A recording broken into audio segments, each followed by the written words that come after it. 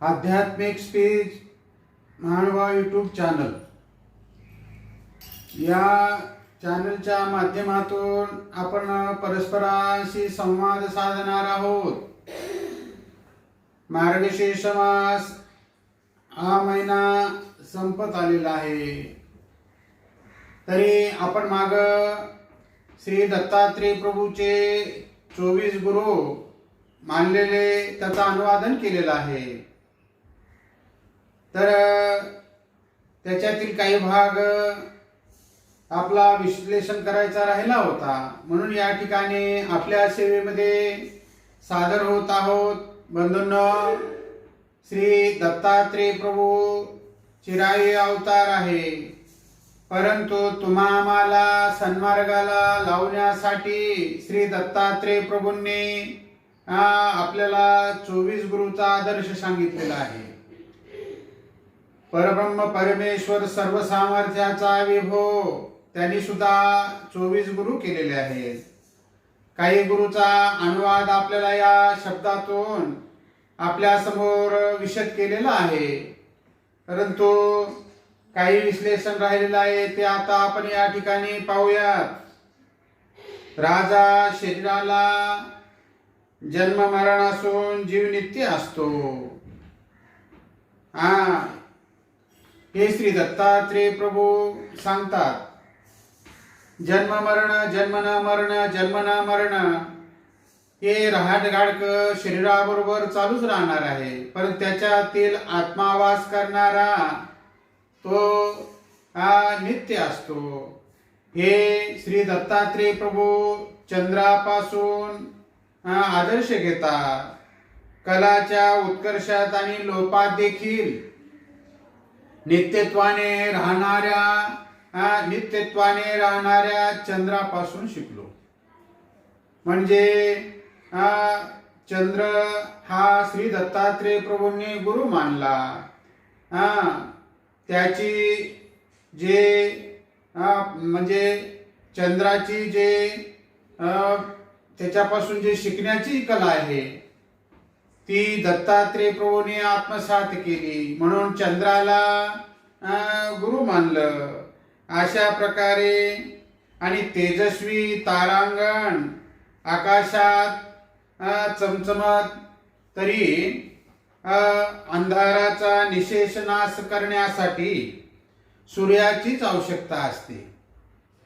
अंधार नाहीसा करण्यासाठी आणि पृथ्वी तलावर प्रकाशमान करण्यासाठी सूर्याची आवश्यकता असते. आणि त्याप्रमाणे अज्ञानाचा आत्यंतिक नाश होण्यासाठी ईश्वर ज्ञानरूपी सूर्याची आवश्यकता असते. सूर्याचं हे उदाहरण आहे. आणि अज्ञान हे अंधकारासारखं आहे. ते साधकावरील अज्ञान पडळ दूर करण्यासाठी ज्ञानरूपी सूर्याची आवश्यकता असते. श्री दत्तप्रभू म्हणतात, हे मी सूर्यापासून शिकलो. असा सूर्यापासून घेण्यासारखा गुण आहे. मनुष्याने सूर्यासारखं प्रकाशमान व्हावं, दैदिप्यमान व्हावं, तेजरूप पुंजरूप व्हावं आणि परमेश्वर भक्तीचा प्रकाश आपण स्वतः घेऊन आपल्या अनुयायाला, आपल्या भक्तवर्गाला आणि आपल्या परमार्थिक जनांना आपण तो प्रसाद द्यावा. हे श्री दत्तात्रेय प्रभू सांगतात की हा गुण मी सूर्यापासून शिकलो. म्हणून बंधूंना आपल्या जीवनामध्ये वाईट ते त्यागावं आणि चांगलं ते घ्यावं. म्हणून हा सूर्याला गुरु मानलेला आहे. आणि राजा अतिस्नेहामुळे कुटुंबासहित सर्वनाश कसा होतो, अतिस्नेहामुळे, ममतेमुळे, लुब्धतेमुळे कुटुंबाचा सर्वनाश कसा होतो हे श्री दत्तात्रेय प्रभू सांगतात. मी कपोत पक्षापासून शिकलो. एक कपोत पक्षी बरेच दिवसापासून आपल्या कांतेस अरण्यात राहत असे. त्याचे परस्परावर अत्यंतिक प्रेम होते. आणि मग अत्यंतिक प्रेम असल्यामुळे क्षणभर देखील ते एकमेकापासून दूर राहत नसत. अतिशय आवडी, अतिशय प्रीती म्हणून त्यांनी अत्यंतिक लागलेपणा दूर जात नव्हते. परस्परामध्ये ममता प्रीती दूर जात नसत की एकमेकांना सोडून अन्नाचा कण देखील सेवन करत नसत. इतकं त्यांचं प्रेम होतं कपोत पती पत्नी. आणि मग किंबहुना जणू दोघांच्या शरीरामध्ये एकच प्राणवास करतो असं वाटतंय की काय. इतकं त्यांचं अत्यंतिक गूढ प्रेम ममता दोघांमध्ये लागलेली असे म्हटले तरी वावग होणार नाही.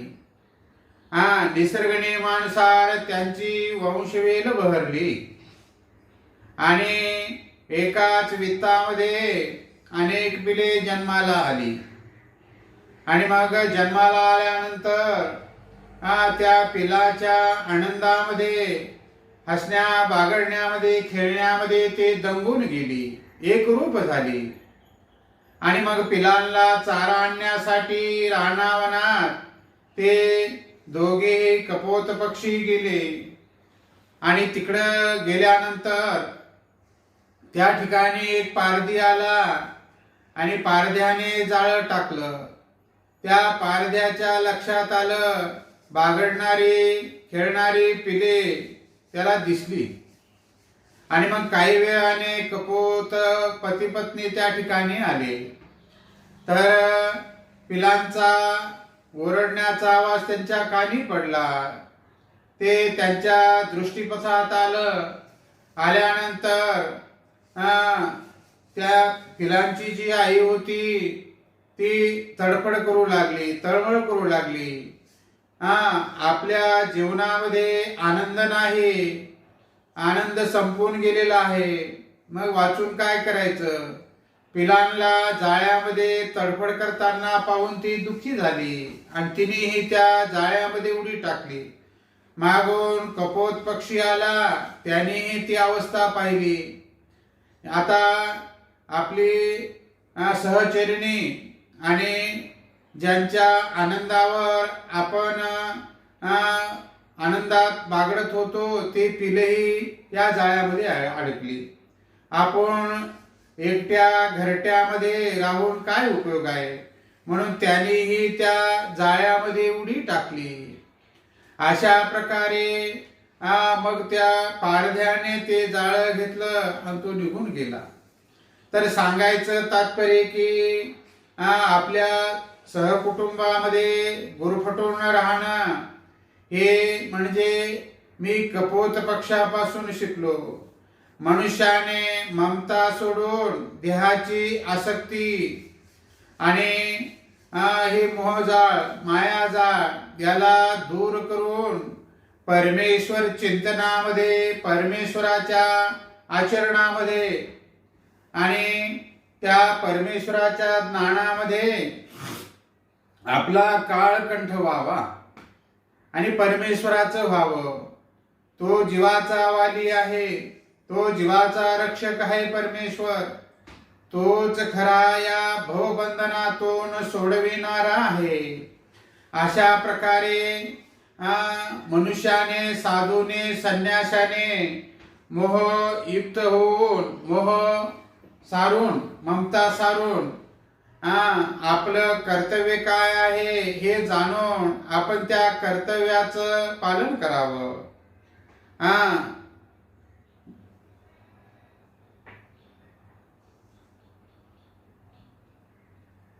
मग आता दत्तात्रेय प्रभू सांगतात, आजगर कधी अन्नासाठी वनात वनवन करताना दिसला आहे काय? अजगर म्हणजे साप. शिवाय सुरस विरस असा चोखंदळपणा करताना त्याला कधी पाहिला आहेस काय? सुरस निरस म्हणजे गोडी रूप, रुची रूप किंवा निरस. निरस म्हणजे ज्याच्यामध्ये गोडी नाही, रस संपलेला आहे, गोडी संपलेली आहे. कसा असा चोखंदळपणा म्हणजे चांगलं हे वाईट आहे, हे खराब आहे, हे चांगलं आहे असं आजगर कवा न्यायनिवाडा करतो का? नाही ना. मग तो कसा अगदी निश्चिंतपणे पडून राहून दैवयोगाने मिळेल त्या भक्ष्यावर ताव मारतो. आणि तसेच येतीने देखील सहज मिळेल, भिक्षान्न मिळेल, जे मिळेल, निरस मिळेल, विरस मिळेल, गोडी रूप मिळेल, त्याच्यावर समाधान मानलं पाहिजे. हे यतिमुनीचा वेश धारण केल्यानंतर त्या यतिमुनीचं हे कर्तव्य आहे. गोडी घ्यायची नाही, रुची घ्यायची नाही, आवडी रूप सेवन करायचं नाही, उदर भरण्यासाठी ते अन्न घ्यायचं. म्हणून हे मी अजगरापासून शिकलो असे श्री दत्तात्रेय प्रभू अजगराला गुरु मानतात. आणि राजा माझा 10वा गुरु समुद्र आहे. अगदी तुडुंब भरून वाहणाऱ्या नद्या नाल्याचे, महानद्याचे प्रवाह येऊन मिळत असून देखील तो कधी आपली मर्यादा सोडत नाही समुद्र. आणि किंवा पाऊस पडत नाही म्हणून आटतही नाही. अगदी तसेच परमेश्वर परायणाने राहावे. लाभालाभाच्या ठिकाणी विषद मानू नये, हर्ष मानू नये. लाभ झाला तरी हर्ष मानू नये आणि नुकसान झाली तरी विषाद मानू नये.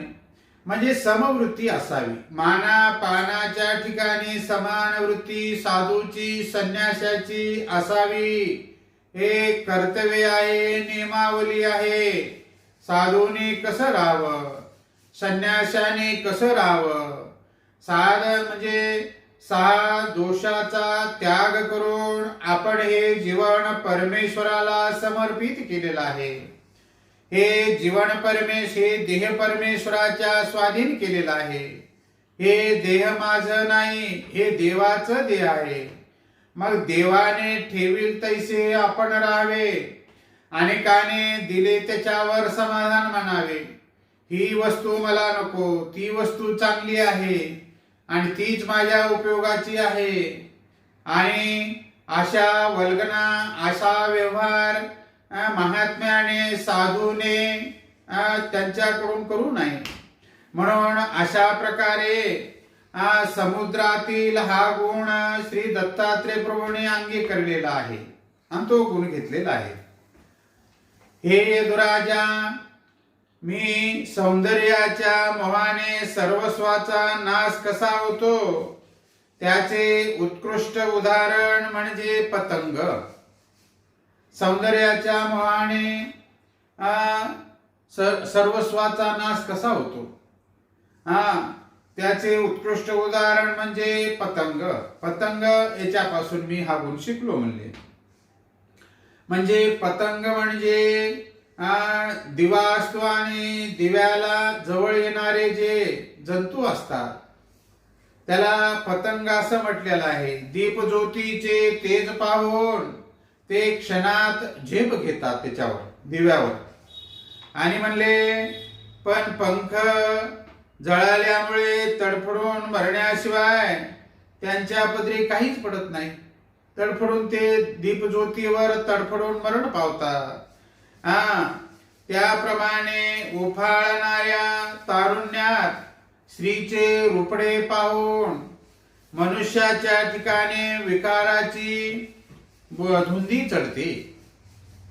मनुष्याच्या म्हणजे सौंदर्याची स्त्री पाहून विकार उत्पन्न होतो आणि हवीशी वाटते. इंद्रिय लोभाव म्हणजे इंद्रियाच्या विषय तो आणि तो विषय इंद्रिय जवळ करतात. पुन्हा पुन्हा त्या स्त्रीला पाहावं वाटते, निरखून पाहावं वाटते, जवळ जाऊन पाहावं वाटते.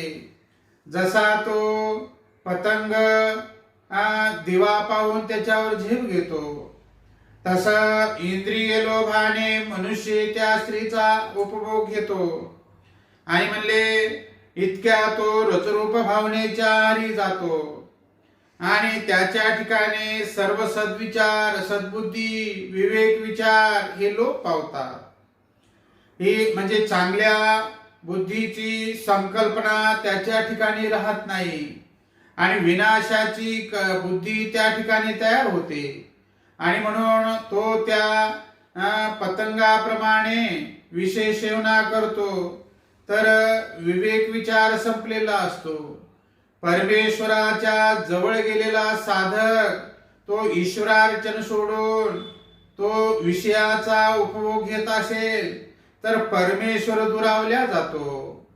म्हणून यदुराजा हा गुण मी पतंगापासून शिकलो. मनुष्याने स्त्रीच्या आणि विकाराच्या आणि विषयाच्या कसं अलिप्त राहावं, एकांकी व्हावं, वैराग्य आचरण करावं, नियमात राहावं, नियम शरीराला बांधून घ्यावे. अशा प्रकारे तर त्या मनुष्याचं, त्या साधनवंताचं, त्या इतिमुनीचं ते कार्य पूर्ण होईल. म्हणून अशा प्रकारे राजा हा गुण मी पतंगापासून शिकलो.